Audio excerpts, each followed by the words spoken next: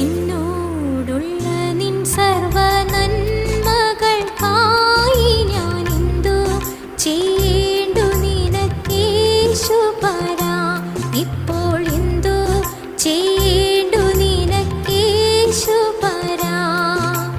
നന്ദി കൊണ്ടെൻ്റെ ഉള്ളം നന്ദി നിറയും നീ സന്നാഹമോടെ സ്തുതി പാടിടുന്നേൻ ദേവാ.